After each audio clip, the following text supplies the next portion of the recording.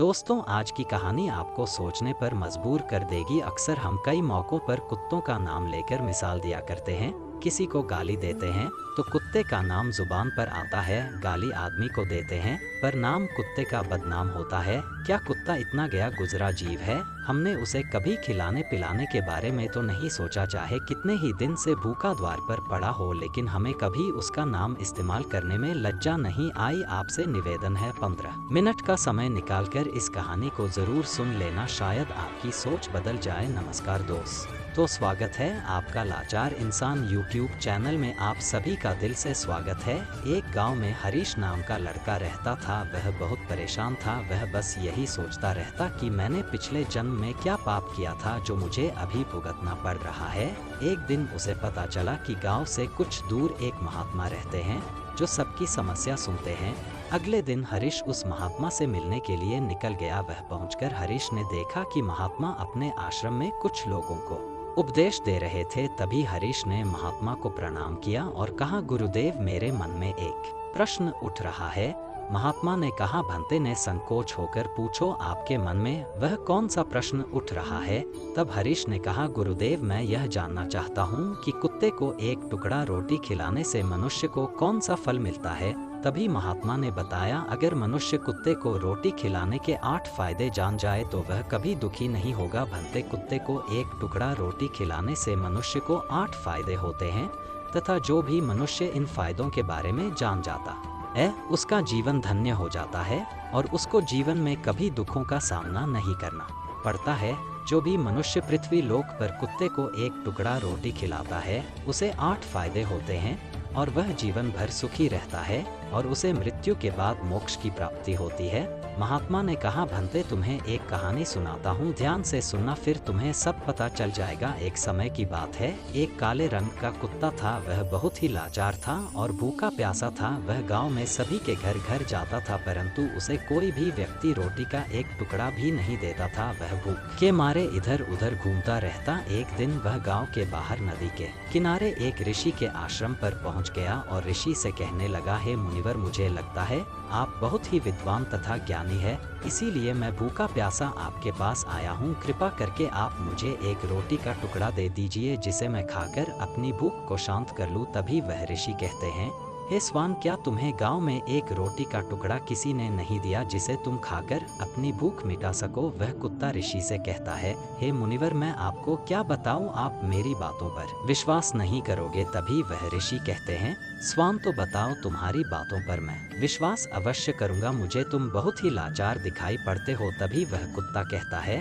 ठीक है मुनिवर, मैं आपको अपनी बीती बताता हूँ। कुत्ता ऋषि से कहता है, हे मुनिवर, दुनिया के लोगों, हम पर रहम करो। हमारा कोई घर नहीं होता है, कोई आसरा नहीं होता है, कमाकर खाना हमें नहीं आता है, हमें वस्त्र भी पहनने का ज्ञान नहीं है, इसीलिए सर्दी गर्मी और बरसात में हम ऐसे ही घूमते रहते हैं। हमें पढ़ना लिखना भी नहीं आता मुनिवर, आपकी तरह हमें अनुशासन नहीं आता, हमें आपकी तरह बोलना नहीं आता। यह हमारा दुर्भाग्य ही समझिए, परंतु हमें आपकी तरह भूख भी लगती है, चोट लगने पर हमें आपकी तरह पीड़ा भी होती है, हमें की तरह रोना भी आता है। बस इन्हीं 3 कामों में हम आपकी बराबरी करते हैं, इसलिए हम पर दया दिखाइए, हमें और कष्ट मत दीजिए। ईश्वर ने तो हमें वैसे भी कष्ट देकर ही भेजा है, ऊपर से आप लोग हमें परेशान करते हैं।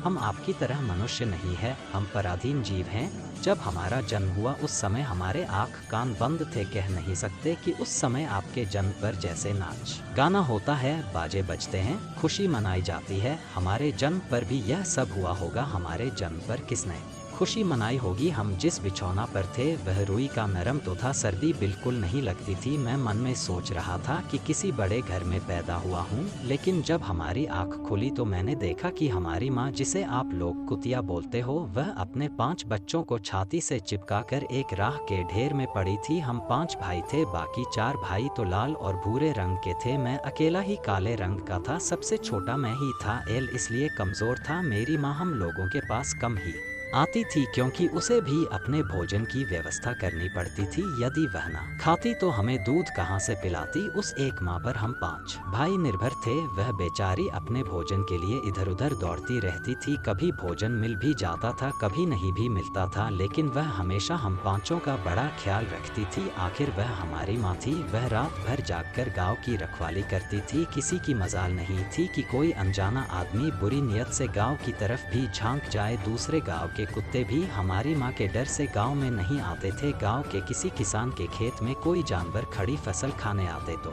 हमारी माँ उसे दौड़कर भगा देती। गांव वालों के लिए इतना सब करने के बाद भी कोई मनुष्य तो हमारी माँ को भोजन तक नहीं देता था। भोजन के लिए हमारी माँ को मजबूर होकर छीना झपटी करनी पड़ती थी। कई बार तो लोग उसे लाठी डंडों से पीट पीट कर भगा देते थे। बेचारी उस दिन भूखी प्यासी रहकर पेट की आग से जलती रहती थी। वह कहता है, हे मुनिवर, आखिर भूख तो हमें आपकी ही तरह लगती है। ऊपर से उसे अपने 5 बच्चों की चिंता भी लगी रहती थी। आखिर माँ जो थी, भूख उसे चैन से बैठने नहीं देती थी और गाँव वालों का भी उसे देखकर हृदय नहीं पसीजता था, तो बेबस होकर उन लोगों के घरों में चोरी से घुस पड़ता था और खाने की कोई चीज मिल जाती तो उसे खाकर अपने पेट की आग बुझा लेती थी। कई बार तो लोग उसे खाने की वस्तु ले जाते हुए देखते तो लाठी डंडे लेकर उसके पीछे पड़ जाते। कुछ निर्दय लोग तो कई बार उसे घर के अंदर बंद करके पीटते थे। हमारी माँ का बुरा हाल कर देते थे। फिर वह कुत्ता ऋषि से कहता है, हे मुनिवर, हमारी माँ ने क्या बिगाड़ा था? उसने सिर्फ अपने पेट के लिए भोजन ही तो चुराया था। चोरी करने का हमें कोई शौक नहीं है,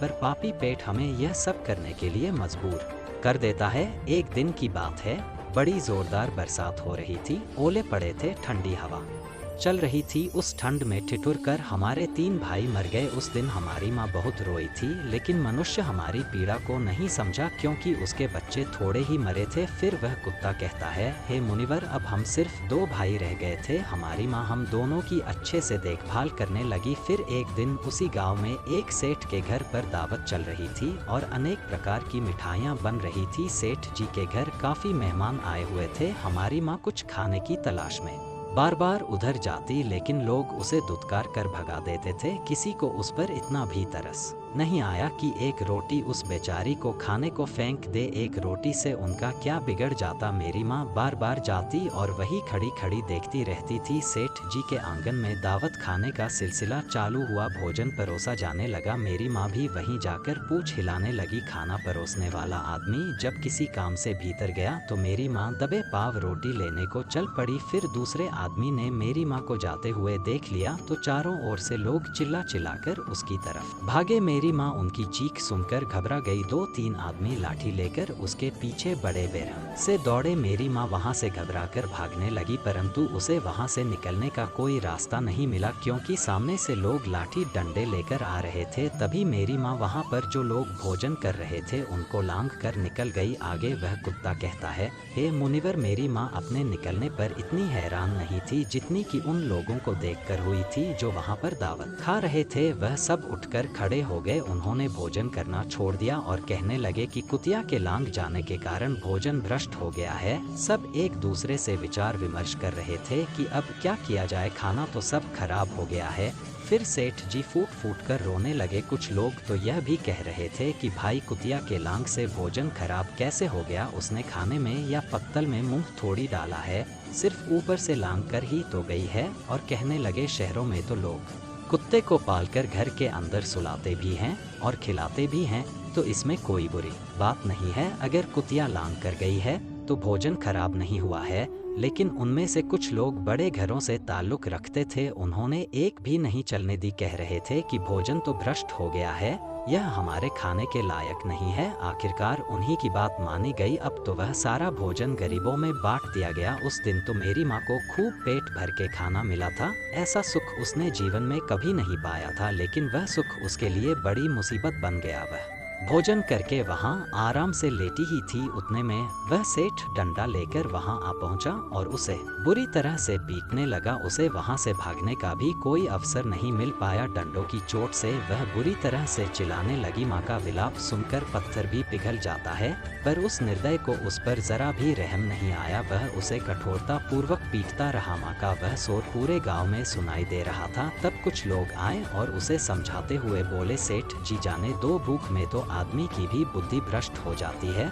यह तो एक पशु है, इसे अच्छे बुरे का ज्ञान नहीं है। अब इसे मारकर आपको क्या मिलेगा? जो होना था सो हो गया। लोगों के समझाने के बाद उसने हमारी माँ को पीटना बंद किया। फिर बड़ी मुश्किल हालात में वह हमारे पास आई। माँ ने आकर सारी कहानी हम दोनों भाइयों को सुनाई। हमने सोचा कि कितना कष्ट भरा है हम कुत्तों का जीवन। आदमी एक रोटी के टुकड़े के बदले एक चोर के जितना पीटता है, बेकार है। ऐसे लोग जो हम लोगों की पीड़ा को नहीं समझते। वह कुत्ता कहता है, हे मुनिवर, एक दिन की बात है, उसी गांव के बाहर एक ब्राह्मण आकर ठहरा हुआ था। उसने अपने भोजन के लिए एक जगह चूल्हा बनाया और उस पर दाल बनाने के लिए रख दी। उसके बाद आटा गंध कर रख दिया। वह वहीं पास में कुएं पर पानी लेने चला गया। इधर कहीं से मेरी माँ भी घूमती हुई वहीं पहुँच गई। उसने आटे को देखा तो सोचने लगी कि शायद इस आटे का कोई मालिक नहीं है। यही सोचकर वह उस आटे को खाने लगी। उधर उस ब्राह्मण ने कुएं के पास से देखा कि उसका आटा एक कुतिया खा रही है,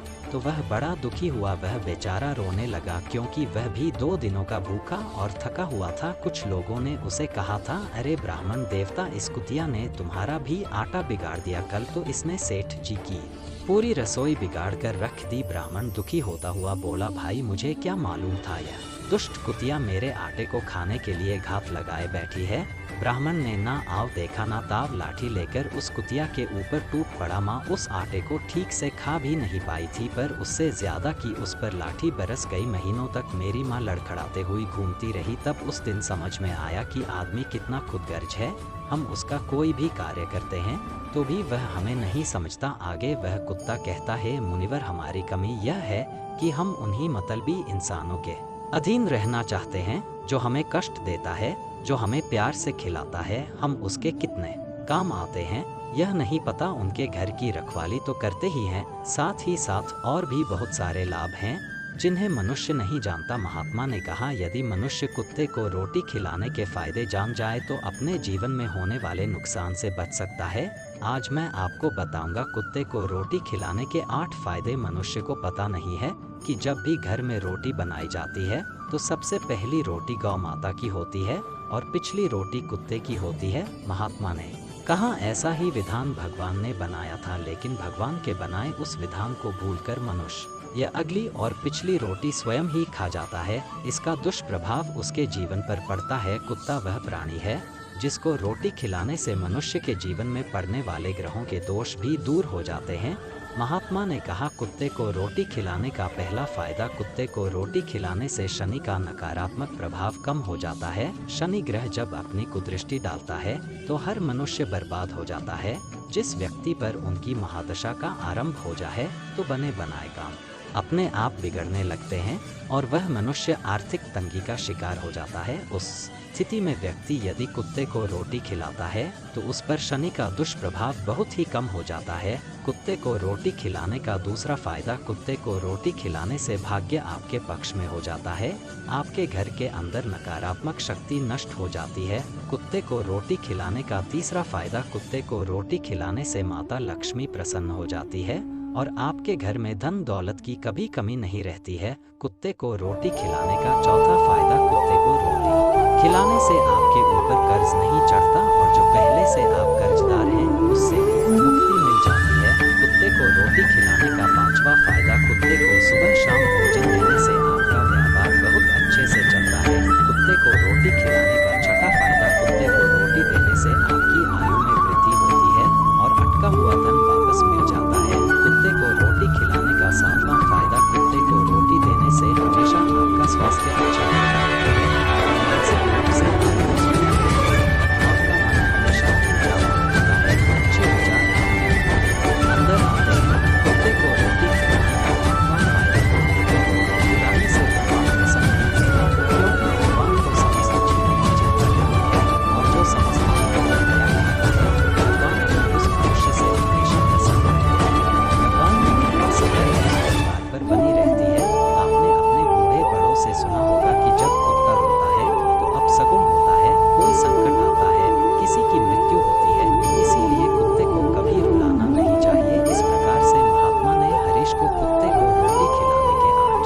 फायदे बताएं और जो भी मनुष्य कुत्ते को रोटी खिलाता है तो उसे इन